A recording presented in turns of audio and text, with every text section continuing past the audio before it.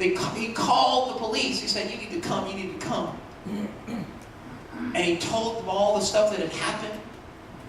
And do you know where that young man is who actually saved his friends? He's in a prison cell for the rest of his life.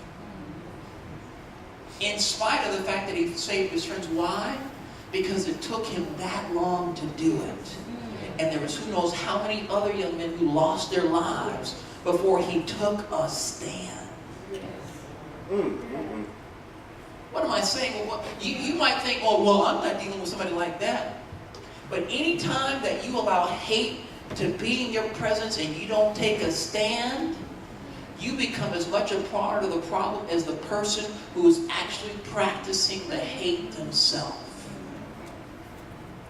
That's why he says the fearful, I didn't even read the whole scripture, he says the fearful, unbelieving, abominable, murderers, whoremongers, sorcerers, and idolaters, and all liars shall have their part in the lake which burneth with fire and brimstone, which is the what? Second death. Can you imagine going to hell, and it's not because you did any terrible thing, it's because you just didn't have enough courage to stand for what was right.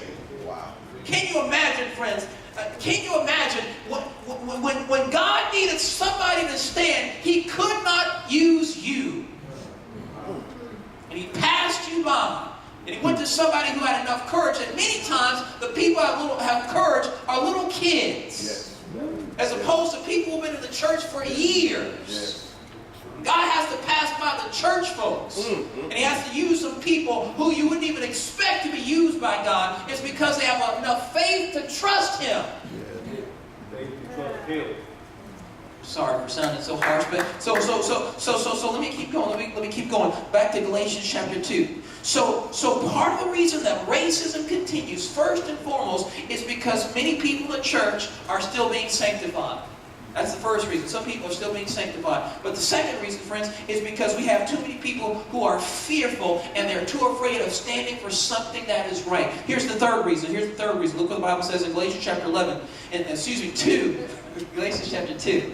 And verse number 11. I want you to hear this. This is serious. But when Peter was come to Antioch, he said, I did what? I withstood him to the what? Because he was to be what? Did you hear what the Bible essentially said this brother did? Paul had enough gumption. He had enough backbone. He had enough courage to say, I don't care if you are one of the leaders of the Christian church. I don't care what your title is. I don't care how many souls you won. I don't care how many churches you actually started all over the world. That doesn't matter to me. What matters to me is what is right. And what is right is that you shouldn't be actually doing what you're doing to these Gentiles. In fact, if you go back, look what he said in verse number 6. In verse number 6 of the same chapter, talking about Peter, James, and John. And this has to be our outlook. The Bible says, but of these who seem to be somewhat, look what he goes on to say, whatsoever they were, it maketh no matter to God. It maketh no matter to me. God accepted no man's persons. Essentially he said, I don't care who you are.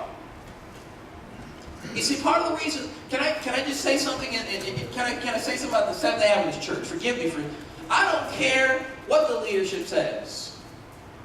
I don't believe that we should have two separate conferences. Amen. I don't care what the leadership says. Some people might say, well, you know what, and there was probably a time when it was probably necessary, but I don't think, friends, that in 2017, when you got integrated schools, when you got integrated bathrooms, people go to integrated fountains, they can go to integrated restaurants, that we don't have an integrated church. And Dr. King said that the 11 o'clock hour is the most segregated hour in church, in America, friends. It's a shame that of all the places in America that's segregated, the church is the last bastion of segregation. And part of this is because too many people are afraid of speaking to leadership and saying, this stuff cannot continue in 2017. How dare we call ourselves the Remnant Church? I'm sorry for sounding so hard. How dare we call ourselves the Remnant Church that keeps the commandments of God and has the testimony of Jesus Christ, but we're 10 years behind other churches, friends. I'm sorry for sounding. I'm sorry. And the reason is because we have too much respect for people with PhDs and people who are presidents and people who are secretaries. I don't care, friends. They have to come underneath the authority of God's Word. Ultimately, friends, everybody. And that's what Paul realized. He said, I don't care. I don't care who Peter is. I don't care who James is. I don't care. God doesn't respect persons, so neither should I. What really matters, friends, is as Dr. King said, he says, let truth roll, let justice roll down like waters, and righteousness like a rolling stream, friends. I wish we had somebody with enough gumption, enough backbone to speak the truth, even if it means, speaking truth to power. Speaking truth to power. Part of the reason racism continues is because too many people allow their leaders to dictate how they think, what they do, how they feel, and they do not think or speak for themselves. And it's called groupthink. Yes. That's what happened in Germany. Was groupthink. Hitler pushed this particular ideology, and nobody thought for themselves and said, Hitler, you're wrong. If there had just been one person who had enough courage to say, Hitler, you're wrong. Jews are human beings just like we're human beings. If there had been one person to say in Rwanda, you know what, those Hutus are human beings just like we're human beings. If there was somebody in Serbia who had said, no, those Bosnians and those Serbs, they're human beings just like we're human beings. Too many people keep their mouths shut, friends, when it's time to speak, and they speak when they ought to keep quiet. But that's not the last point. The last point was this. And I haven't forgotten what Nelson Mandela said. You all recall the words of Nelson Mandela, President Obama. You know what, before I even go there, I gotta share this with you all. Too afraid. I want to talk about one of the reasons is because too many people are too afraid of what people are going to think about them. One of my favorite pastors, I have this in the notes, I have to share this. One of my favorite pastors of all time, Elder E.C. Ward. Anybody heard of Elder E.C. Ward? One of my favorite pastors, loved the man dearly. He was never my pastor, but I interacted with him when I was a student at Oakwood, and I remember I was listening on YouTube to him giving a lecture at Andrews University. And I'm talking about how part of the reason racism continues is because many people are simply too afraid. This is what he said. He was working as a union evangelist in the Southern Union.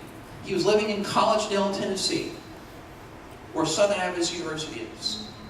And he wanted to send his children to the academy there. So he was at a union committee meeting, and he asked the education superintendent if he could do so. And this was the response. I wrote it down word for word just so you can hear what he said. He said, Brother Ward, we really appreciate your work. The Lord has blessed your ministry. By the way, this is an Adventist academy. The Lord has blessed your ministry. But the Ku Klux Klan calls us up every year and asks us, do we have any black students at the Adventist school? And we've told them, no, we don't have any. They said, we really appreciate how you cooperate with the Ku Klux Klan, and we don't want to break that tradition. That was Southern Adventist University. So these people were more afraid of the Klan than they were of God Himself. Mercy.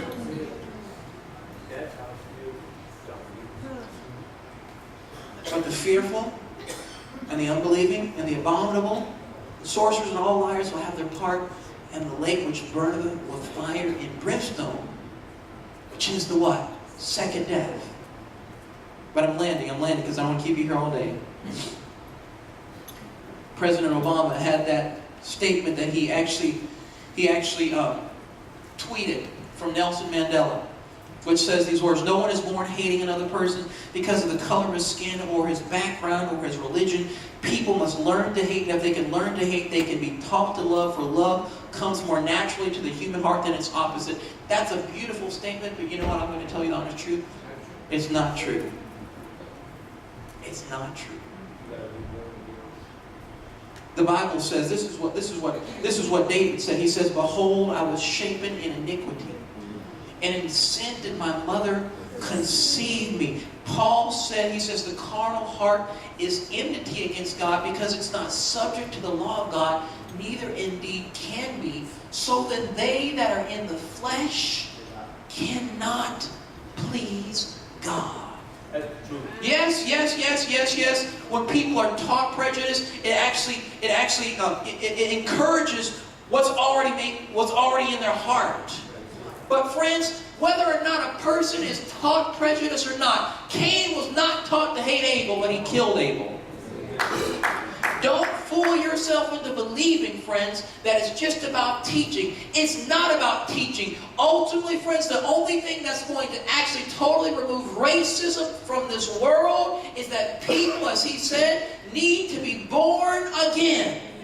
They need Jesus Christ to be formed within, because if you don't have Christ within, sooner or later, what's on the inside is going to come out. You might act moral, you might act nice, you might act kind, you might act loving, but sooner or later, friends, if you've not allowed Jesus to change your heart, change your mind, change your direction, change your focus, change your perceptions, sooner or later what's inside is going to come out, friends. It may come out with you saying words you never even expected to say, or doing things you never expected to do, or treating people ways that you never expected to treat them, friends. Why? Because, friends, the Bible says that without Christ, you can do nothing. Nothing. Absolutely nothing. How can we deal with racism? Ultimately, friends, people need Jesus. This world that's so filled with racism, so filled with hate, so filled with all these things, friends, people need Jesus. This world needs Jesus. The Muslims need Jesus. Yes. The white nationalists, they need Jesus. Yes. The Black Panthers need Jesus.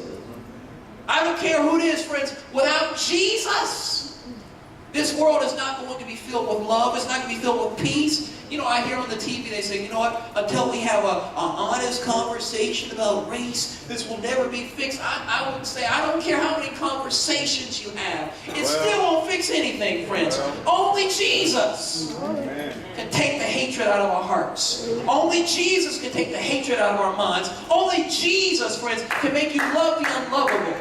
Be kind to those who are not kind to you. Show mercy to those who never showed mercy to you. And forgive those, friends, those people who treated you like a dog, friends. Only Jesus.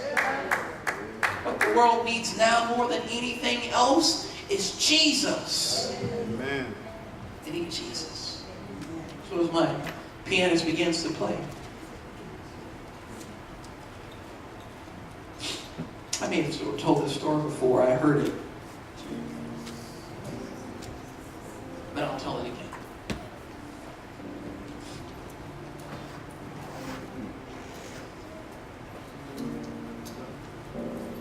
Nelson Mandela, 27 years, prison. Robben Island and other places, prison. He came out, and this prisoner became the president of South Africa. Here's a man who never got a chance to see his children grow up.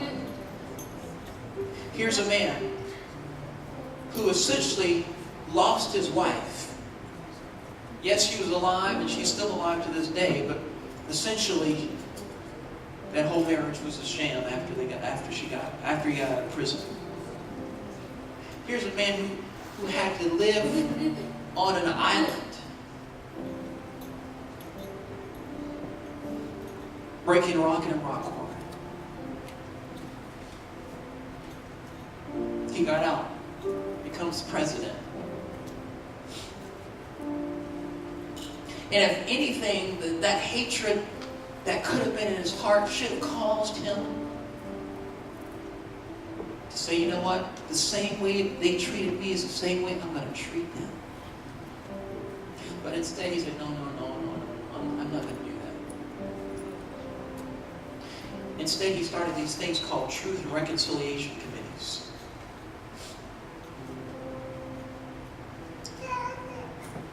And what they said was, all you have to do is just tell what you did, and you're forgiven. That's unbelievable. Out of this though comes some of the most powerful, poignant stories that speak to you and to me. This mother had to sit in court as this police officer began to talk about how he had, I don't know exactly, maybe had beat up and killed her husband, beat up and killed her sons.